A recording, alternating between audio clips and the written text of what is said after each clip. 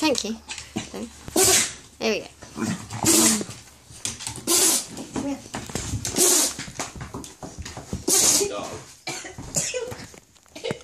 That's it. This wash was costing $300. Dylan's wash cost $7,000. Did you know that? When we went to Melbourne, we went into town, I said, that's a fucking watch, man. Bless you. He's like, yeah, $7,000. And I said, is it waterproof? Bless you. Bless you. Could you hear me?